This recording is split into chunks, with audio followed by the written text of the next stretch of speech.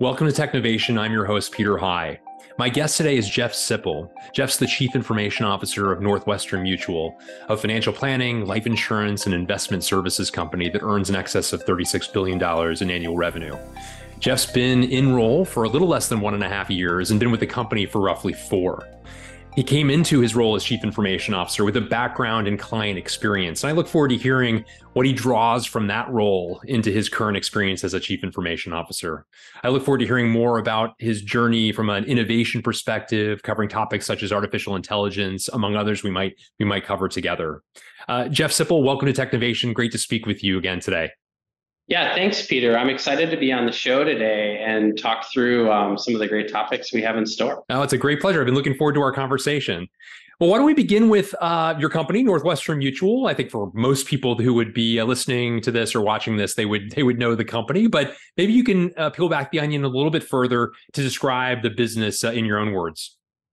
Yeah, so Northwestern Mutual is a 166-year-old insurance company, but we do much more than just insurance. I think one of the things that we do is we have financial advisors, over 8,500 of them across the country, who really do full service financial advising, starting with financial planning to deliver a number of solutions, whether it's insurance, disability, wealth management, or optimizing retirement. They're there for kind of all ages and stages of life. Very, very interesting. And what a storied history, 166 years old, as you say. Talk a bit about your role as Chief Information Officer. I mentioned you're coming up on 1.5 years in role. Talk a bit about your purview, if you would. Yep. So as CIO, my job is to lead all of the technology teams that are really focused on infrastructure, security, the foundational technologies that we have, and our architecture and strategy for technology across all of Northwestern Mutual. And I would love to dig into the strategy component of that for a moment, if we could, Jeff. And one of the things you've mentioned to me in the past, which I really liked, is you think of technology strategy as a peer to the corporate strategy of the organization. I think I'm close to quoting you on that. And maybe you can talk a little bit about some of the corporate strategies and technologies underpinnings or support of those corporate plans, if you would. Yeah, so it's something that I get really excited about, just having had strategy roles in the past and kind of leading the business strategy here and elsewhere. Northwestern Mutual, our corporate strategy is really around providing financial advice to clients, starting with financial planning, and being able to provide many of the solutions they need to implement those financial plans both now and in the future. And so when we think about our technology strategy, it really needs to be tied to that business strategy. How do we enable a client to really experience a great financial plan, both when they're talking to their advisor digitally, if they have to call a customer service representative to get something done? We want them to feel like that's all one seamless experience. And that bet on client experience really means that we have a lot of opportunities inside of technology to build out foundations to make that easy to do. And I think that's really where the tech strategy started, is we said, okay, if we're going to make a bet in this direction, then how can we use technology to optimize everything and make it easy to head down that path? If we break that down a little bit further, what that means to us on the tech strategy is really that seamless client experience. That starts with trust, right? So we need to really focus on cybersecurity, privacy, make sure that every interaction that we have with a client is really something that leaves them trusting NM even more.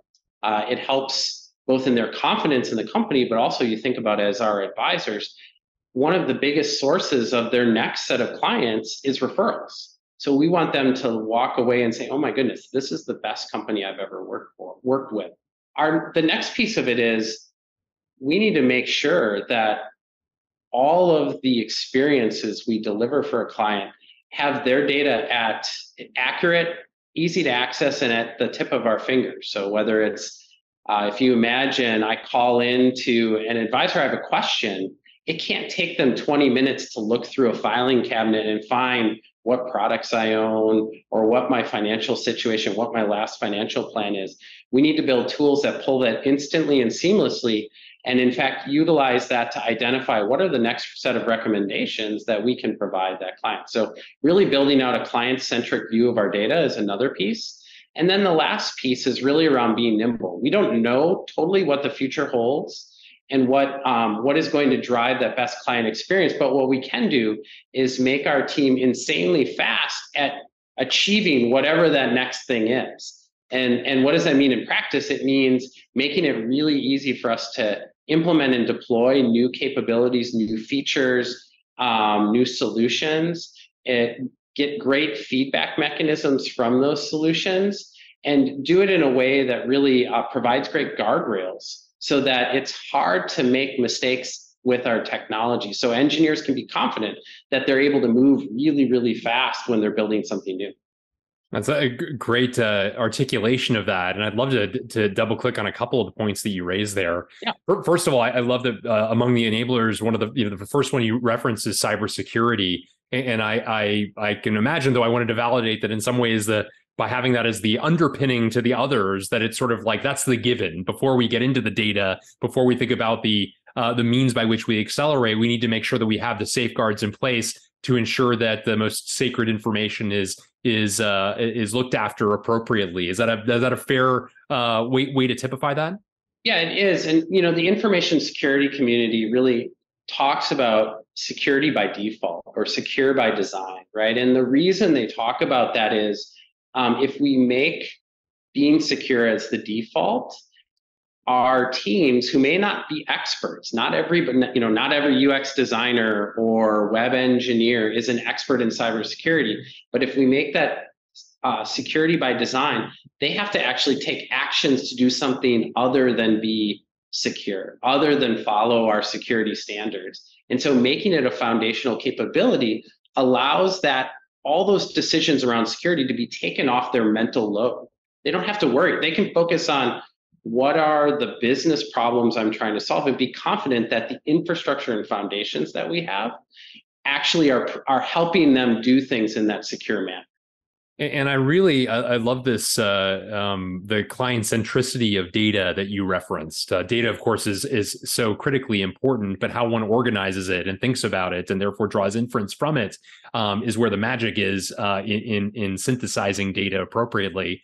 Talk a bit about the way in which you have thought about that connection point between the data that you keep and developing better perspectives around client centricity. Yeah, this one's, it honestly is a very tricky exercise to go through, because as a 166-year-old company, you can imagine we have some applications that are relatively new, and we have some applications that are very, very old and have been around for a long time and have been enhanced and built in different ways. And we need all of those to kind of work in concert. So what we want to do is make sure that our client data that's spread across all these applications is really able to come together in one view and be updated in one place. So that imagine you have 3 or 4 products and you need to update an address. We want to make sure that that address gets updated correctly in all those places, and then gets updated in our intelligence areas, in some of our machine learning models, so that we can do, not just make sure it's accurate, but do really cool things like if your address changes, it's told me, or more importantly, told my advisor something really important about me. I've moved. Did that mean I got a raise? Did my financial situation change? Am I having, a family now that I didn't have? These are all opportunities for them to have a conversation and deepen that relationship. So having the data organized and managed in a really cohesive way is super important, not just from a technical standpoint, but it enables all these things that we kind of always wish we could do in financial planning, but we've never had the data in the way that we've wanted to make it a reality. And I wonder, I mentioned in the introduction that prior to being a chief information officer, you were vice president of a customer experience. And I wonder how that experience has shaped your perspectives on this customer centricity that you've just described. Yeah, well, I think it's had a big impact because I've thought deeply about what do the clients really need, and I've talked to clients. We've done a lot of research while I've been at NM to understand how we connect. And this is really maybe this is really why I think connecting the business strategy to the technology strategy is so important. Is business strategy is really a bet on client experience and understanding what they need. Clients want to, we have a saying here, clients just want to understand they're going to be okay in financial, in their financial world. It's why our mission is we want to free Americans from financial anxiety. They want to know, if I do this, am I going to be okay? If something bad happens, am I going to be okay? Am I going to be okay in retirement?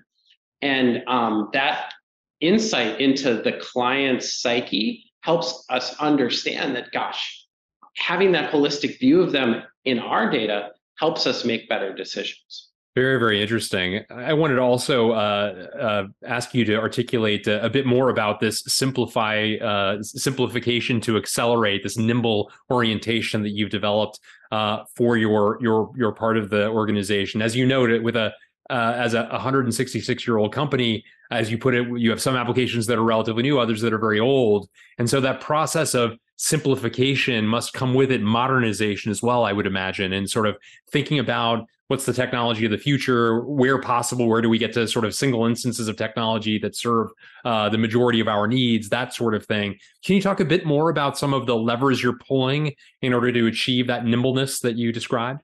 This is something that I'm really excited about. And, we look at it in a couple different lenses. One is just continuous improvement. There's a lot of friction when you have thousands of applications that were all built at different times with different assumptions, maybe different technology stacks. We want to continuously take steps forwards. And this is something that we've been, I think, particularly good at over the past couple of years, and we've really kind of continued that work.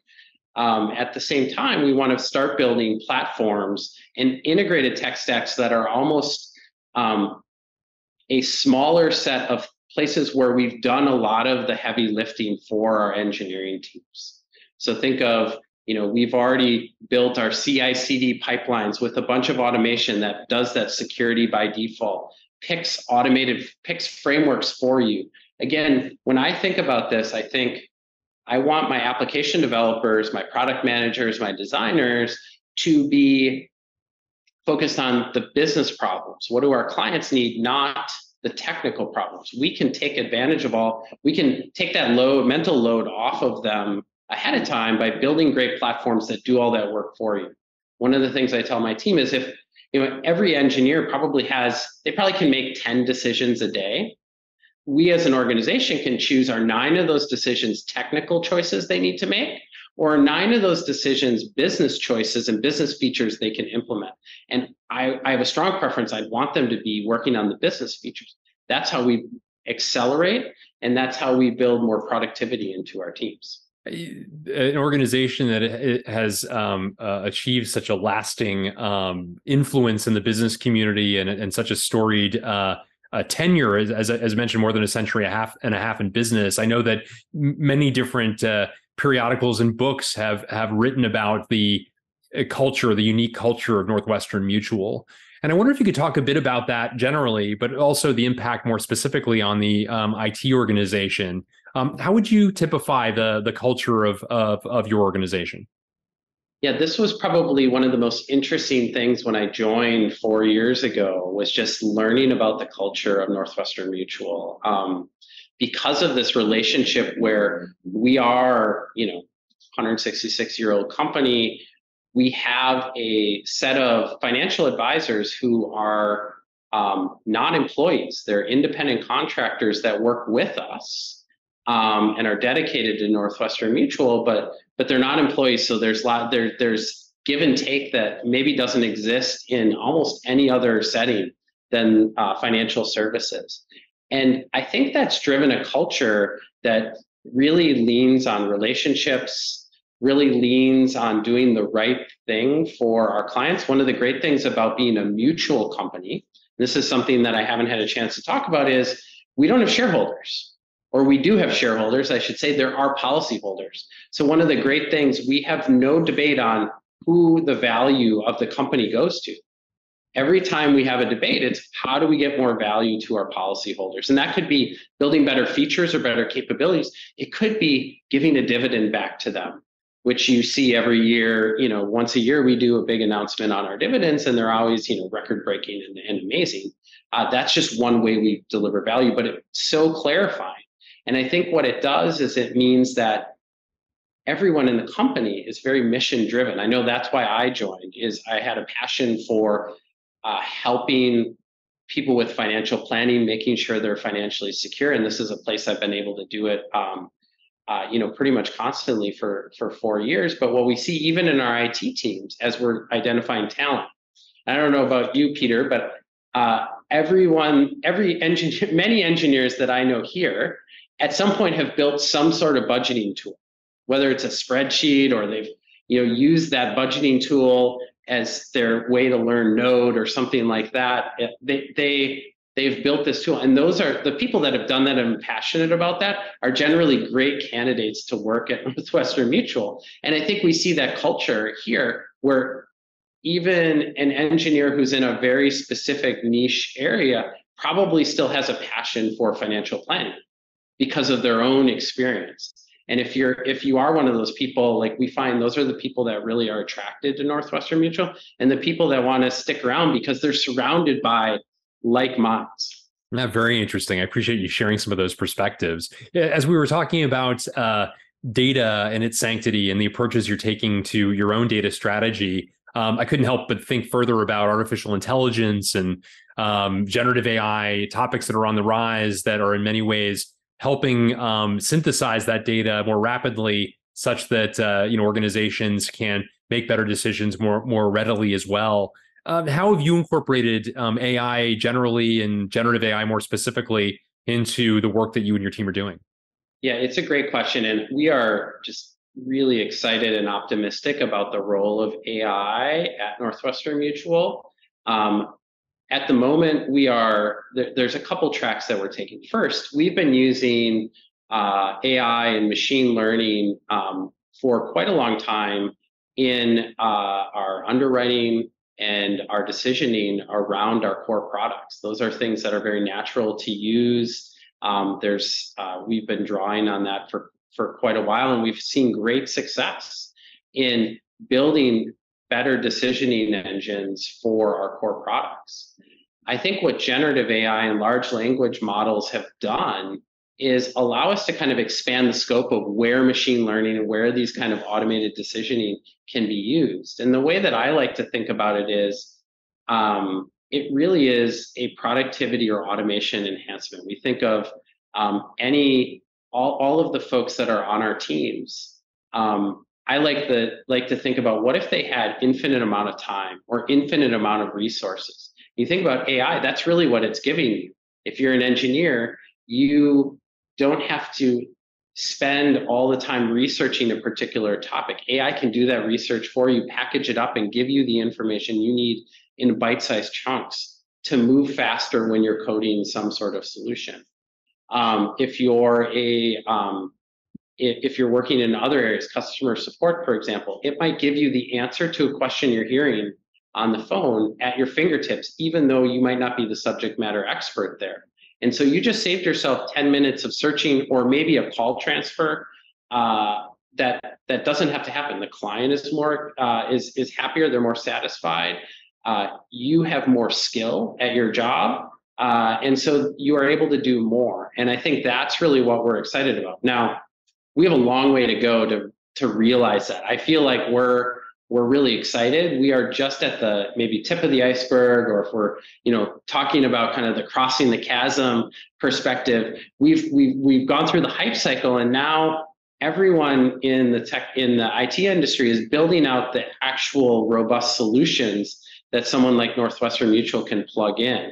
and that those solutions are much more complicated than maybe they look at first blush. So we're really observing what's going to be built, how we're going to be able to partner with various folks to really make AI a reality broader than kind of some of the places we've already put in place. Yeah, very interesting. I look forward to continuing to see the progress that you and the team make in that way. Are there other trends as you look to the future? We've talked about a number of them and how you and the team are leveraging them, but are there any other trends that particularly excite you as you look to the future that are making their way onto your roadmap?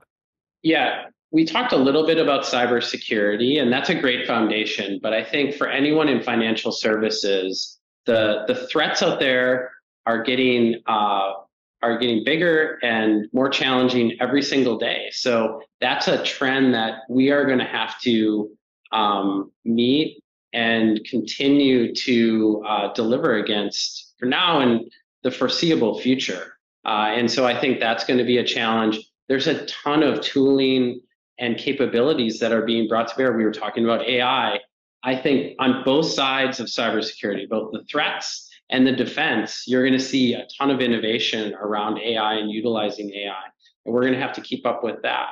I think in the environment we're at, rising interest rates, challenges on budgets, I think we look at vendor cost management and making sure we're really getting our bang for our buck as an important part of everything we do, and really thinking deeply about what solutions are driving value, what's driving towards our tech strategy, and what maybe isn't, and how do we optimize that. So that's something that I don't know if I'd say I'm excited about, but I think it's something you have to be great at as a CIO and as a IT team, both now and in the future.